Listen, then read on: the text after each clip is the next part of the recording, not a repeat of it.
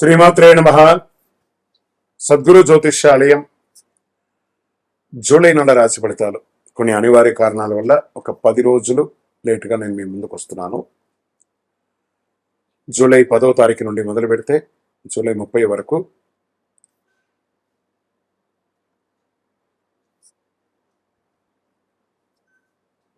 గ్రహాలన్నీ కూడా ఎలాంటి ఫలితాలు ఇవ్వబోతున్నాయి, ఈ 20 రోజుల్లో ఉద్యోగ, వ్యాపార, వ్యవహార, కుటుంబ అన్ని కూడా గోచార ప్రకారంగా ఎలా ఉన్నాయని చెప్పి మేము ముందుకు రాబోతున్నాను.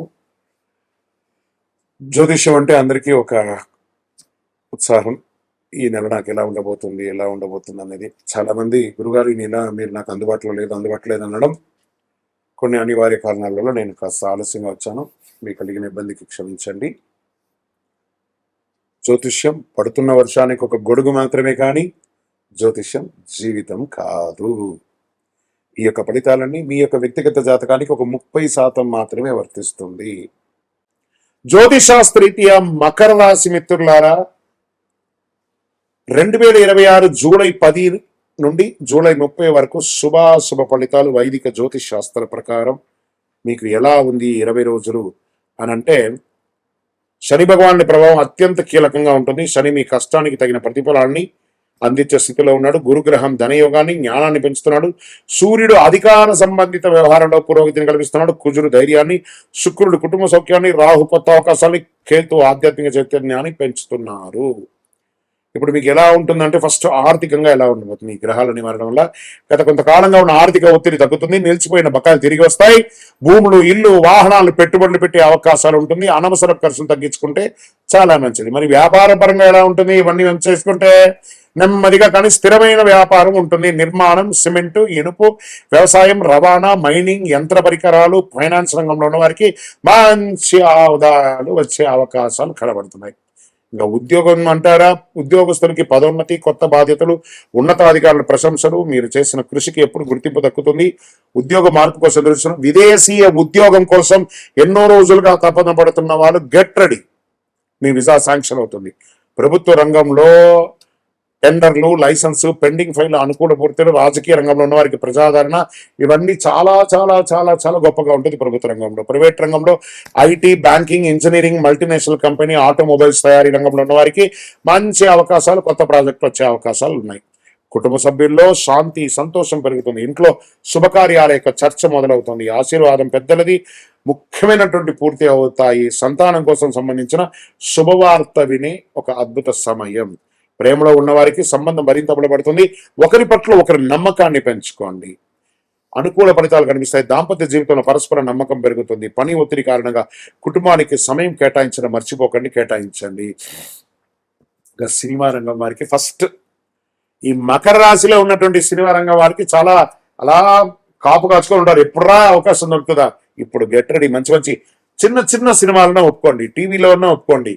ఏదో రకంగా సమాజంలో కనబడుతుండండి, అప్పుడే మీకు ఇంపార్టెన్స్ పెరుగుతుంది. టెక్నికల్, ఎడిటింగ్, దర్శకత్వం, రచన రంగంలో ఉన్న వారికి మంచి అవకాశాలు ఉన్నాయి. ఆలస్యమైన ప్రాజెక్టులు పూర్తి అవుతాయి. మీ కృషికి పెద్దల ప్రశంసలు కూడా లభిస్తాయి. ఇంకా కోర్టు వ్యవహారం వస్తారా, ఎన్నో రోజులుగా పెండింగ్ ఉన్నది, నెమ్మదిగా అయినా పూర్తి అవుతుంది. కానీ ఈ నెల పూర్తి కాకపోవచ్చు, కొంచెం వెయిట్ చేయాలి. పత్రాలు జాగ్రత్తగా పెట్టుకోండి. ఇంకా విదేశీ అవకాశాలు, ఉన్నత విద్య కోసం వెళ్ళాలనుకున్న వాళ్ళు మంచి ఒప్పందాలు, వీసా వ్యవహారాల్లో మంచి పురోగతి ఉంటుంది. వీసా కంపెనీలతో కొత్త సంబంధాలు ఏర్పడే అవకాశం ఉంటుంది. షేర్ మార్కెట్, దీర్ఘకాలిక పెట్టుబడులు, అది అనుకూల సమయం. నిర్మాణం, మౌలిక వసతులు, బ్యాంకింగ్, ఇంజనీరింగ్, ఇంధన రంగాల్లో పెట్టుబడి పెట్టండి. పవర్ రంగాల్లో కూడా పెట్టుబడి పెట్టండి. షార్ట్ టర్మ్ కాదు, లాంగ్ టర్మ్. తొందరపాటు ట్రేడింగ్ వద్దు, మొత్తం పోతుంది. రియల్ ఎస్టేట్, భూమి, కమర్షియల్ ప్రాపర్టీస్ మీద ఇంపార్టెన్స్ పెట్టండి. కొనండి. ఇప్పుడు అమ్మడం కాదు, కరెక్షన్ వచ్చింది కాబట్టి కొనండి. పెట్టుబడి ఉంటే ఫ్యూచర్లో మీకు చాలా లాభం ఉంటుంది. సర్వీస్ సెక్టార్, రవాణా, logistic industries, education industries, health care, finance, ఇవన్నీ కూడా కలిసి వచ్చే అవకాశం ఉన్నాయి. ఆరోగ్యపరంగా కీళ్ళ నొప్పులు, నడుము నొప్పి, మోకాల సమస్య, ఇవన్నీ వచ్చే అవకాశాలు ఉంటాయి. కొంచెం నడక పెట్టండి. ఇంటిలో పెద్దవాళ్ళ ఆరోగ్యం జాగ్రత్త పడండి. ఇక రైతులకు తీసుకుంటే వ్యవసాయంలో స్థిరమైన లాభాలు కనబడతాయి. వరి, పత్తి, నువ్వులు, పుష్పధాన్యాలు, పశుపోషణ రంగంలో ఉన్న వారికి చాలా అనుకూలం. ప్రభుత్వ వ్యవసాయ పథకాల సబ్సిడీ కూడా పొందే అవకాశాలు ఉన్నాయి. విద్యార్థులకి engineering, chartered accounts, civils, banking, defence, విదేశీ విద్యకు సిద్ధమవుతున్న విద్యార్థులకు ఇది శుభకాలం. ఇంకా అదృష్టమైనటువంటి దినాలు 11, 15, 19, 23, 27, 30. అదృష్ట సంఖ్య 8, 4, 6. అదృష్ట రంగులు నీలం, నలుపు, బూడిద రంగు, యాష్ కలర్ అంటే చూసారా, గ్రేలో యాష్ కలర్, అది బాగా వస్తుంది. అదృష్ట దిక్కు దక్షిణం అనమాట. ఈ నెల మీరు చేయవలసినటువంటి పరిహారం, శనైశ్వరుని దర్శించి నువ్వుల నూనెతో దీపం వెలిగించండి. ఓం శనైశ్వర అని చెప్పండి. హనుమాన్ చాలీసా పారాయణం చేయండి. ఉద్యోగం, వ్యాపారం, ఆరోగ్యం అన్ని కలిసి వస్తుంది. నల్ల నువ్వులు, నల్ల దుప్పటి, ఇనుప పాత్ర, చెప్పులు లేదా వృద్ధులకు భోజనం లాంటిది దానాలు చేయడం చాలా మంచిది. నిజాయితీని విడిచిపెట్టకుండా ముందుకు సాగితే ఈ కాలం మీ జీవితంలో విజయానికి బలవంతమైనటువంటి పునాదిగా ఏర్పడుతుంది. విజయోస్తు. మీ యొక్క వ్యక్తిగత జాతకం తెలుసుకోవాలనుకుంటే మీ పరిసర ప్రాంతాల్లో ఉన్నటువంటి గురువులని సంప్రదించండి, జ్యోతిషాస్త్ర నిపుణుల్ని సంప్రదించండి. లేదా మా ద్వారానే మీరు జ్యోతిషం తెలుసుకోవాలి అని అనుకుంటే మా ఛానల్లో కనబడుతున్న, డిస్ప్లేలో కనబడుతున్నటువంటి నంబర్కి మీ పేరు, మీ date of birth, time of birth, place of birth WhatsApp చేయండి. మా అడ్మిన్స్ మీకు రిప్లై ఇస్తారు. ఇంకను శక్తివంతమైనటువంటి ఫలితాలు పొందడానికి అతి శక్తివంతమైనటువంటి కరుంగాలి మాల, ఈ కరుంగాలి మాలను మన దేవాలయంలో 48 రోజులు పూజ చేసి సిద్ధంగా ఉంచాం. చండీ, సుదర్శన, సుబ్రహ్మణ్య భుజంగం చేసి ఇలాంటి మాల ఉంది రెడీగా. ల్యాబ్ టెస్ట్ చేసి కావలసిన సంప్రదించండి. మాతో మాట్లాడి కన్ఫర్మ్ చేసిన తర్వాతనే మాల తీసుకోండి, కానీ డైరెక్ట్గా తీసుకోండి. ఇక్కడ ఆన్లైన్లో మేము అమ్మట్లేదు. మా సంస్థకు మీరు అప్రోచ్ అయితేనే, వాట్సాప్ ద్వారా ఫోన్ చేస్తేనే మీకు ఇస్తాను. కానీ మీరు బయట ఆన్లైన్ నుంచి తెచ్చుకుంటే మా సంస్థకు ఏ విధమైనటువంటి సంబంధం లేదు. మీరు అందరూ క్షేమంగా ఉండాలని ఆ భగవంతుని ప్రార్థిస్తున్నాను. సర్వే జనాః సుఖినో భవంతు. నువ్వులు ఒక చేతుల్లో నుంచి ఇంకొకరు తీసుకోవచ్చా అంటే, వ్యాపారస్తులు వాడు తీసుకొచ్చి మీ చేతిలోనే పెడతాడు. తీసుకోవాలి, మీరు అడగట్టు నేను నువ్వులు ముట్టుకోను అని అంటారా, పో అంటాడు. ఈ సెంటిమెంట్స్కి అంతా వెళ్ళకండి. పూజ కార్యక్రమాల్లో, పితృకర్మల్లో వాడే ఒక పవిత్రమైనటువంటి వస్తువు ఏదైనా ఉందంటే నువ్వులే, మన పితృలకు వెళ్ళేది. కాబట్టి ఇలాంటి చెడు సెంటిమెంట్స్కి వెళ్ళకండి. ప్రాక్టికల్గా ఉండండి. మనం ఏ ప్రపంచంలో ఉన్నాం ఆలోచించండి. మీకే నువ్వులు అనేది, మన నువ్వులు ఉండ తినమా మనం? నువ్వులు వంటలో పొడిగా వేసుకోమా? తెల్ల నువ్వులు కానీ నల్ల నువ్వులు కానీ. నువ్వులు చెడు కాదని పితృలకు ఇచ్చే ఒక అద్భుతమైనటువంటి ప్రసాదం, వరప్రసాదం నువ్వులు అంటారు. విజయోస్తు. అన్నదానం చేస్తే ఏమవుతుంది? నహి నహి బహుదానం అన్నదానం సమానం అన్నారు. ఏం చెప్పారు? గజతురగ సహస్రం గోకులం కోటిదానం కనకరజిత పాత్రం మేదిని సాగరాంతం ఉభయ కుల విశుద్ధం కోటి కన్యా ప్రదానం నహి నహి బహుదానం అన్నదానం సమానం అన్నారంటే 1000 ఏనుగులు 1000 గుర్రాలు ఇచ్చినా కూడా ఫలితాలు ఉండదట. కనుక రజిత పాత్రం మేదిని సాగరాంతం వజ్ర వైడూర్య మణిమేద గోమేద ఆకాశమంత ఎత్తుకి పాతాళమంత లోతుకి పోషించిన గురుగారు మీ చేతిలో ఉన్న ఉంగరం ఇస్తే బాగుంటుంది అని ఆశ ఉంటుందట. ఉభయ కుల విశుద్ధం కోటి కన్యా ప్రదానం, 2 కుటుంబాన్ని కలిపే కోటి కన్యాదానం చేసినా మాకు పెట్టిపోతలు పెట్టలేదు, మాకు వియ్యంకుడు మర్యాద పెట్టలేదు, మాకు సాంబార్ వేయలేదు, మాకు స్వీట్ ఇవ్వలేదు, ఆడపడుచు లాంఛనం, ఇలాంటి కొరతలు వస్తూనే ఉంటాయి.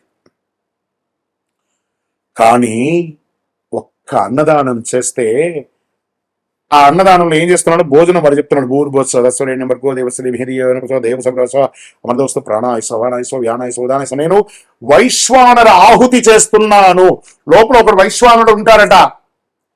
వాడు సంతోషంగా ఉంటే ఆశీర్వదిస్తాడట. వాడు ఆకలి అయితే కోపంగా మాట్లాడతాడట. వాడు కడుపు నిండి ఉన్నప్పుడు ఆశీర్వాదం మంచిగా నవ్వుతూ మాట్లాడతాడు. కోపం ఎప్పుడు వస్తుంది? లోపల ఆకలి ఉన్నప్పుడు వస్తుంది. అది తినేటప్పుడు ఆ పెడతాడట. భోజనం పెట్టిన వాళ్ళకి నహి నహి బహుదానం అన్నదానం సమానం. ఒక ముద్ద ఎక్కువైతే మనం ఏం చెప్తాం? చాలు, పెట్టకండి, కడుపు నిండిపోయింది, చాలు చాలు అంటాం చూసారా. ప్రపంచంలో చాలు చాలు అని చెప్పే ఏకైక దానం ఏదైనా ఉందంటే నహి నహి బహుదానం అన్నదానం సమానం. ఆ వైశ్వానుడు దీవిస్తాడట. ఆహా, ఈ ఆహారం పెట్టిన కుటుంబం, వంశం, వారి యొక్క చరిత్ర, ఇటు 7 లోకాలు అటు 7 లోకాలు, వీరు సుభిక్షంగా ఉండాలని చెప్పి ఆ వైశ్వానుడు ఆశీర్వదిస్తాడట. కాబట్టి అన్నదానం పెట్టాలి. బాగా బలిసి కడుపు నిండా ఉన్నవాడికి కాదండి పెట్టేది.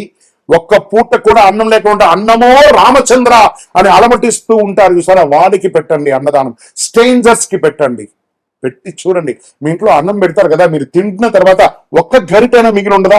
ఆ ఒక గరిట తీసుకుపోయి రోడ్డు మీద ఎలా వెళ్తుంటారు కదా, వాళ్ళు మీ ఇంటి పక్క రాకపోయినా తీసుకుపోయి భోజనం ఇచ్చుండి బాంచన్ 2 రోజులైంది తిని, అయ్యా నువ్వు మంచిగా ఉండాలని వాడు కడుపు నిండా దీవిస్తాడండి. అలాంటి అన్నదానం చేసి చూడండి. నెలకు ఒక్కరోజు ఒక్కరికి భోజనం పెట్టండి. అది అలవాటుగా చేసుకోండి. అది 10 రోజులకు ఒకసారి వస్తుంది, తర్వాత అది రోజుగా మారుతుంది. ఒక్కరికి మనం తినేటప్పుడు నాకు ఈ రోజు నా కష్టంతో కడుపు నిండా ఉంది, ఇవి లేకుండా ఎంతమంది ఉన్నారనే ఒక భావన మీలో వచ్చింది అనుకోండి, మీ గురించి భగవంతుడు ఆలోచించడం మొదలు పెడతాడు. అదే అన్నదానంలో ఉన్న గొప్ప సందేశం.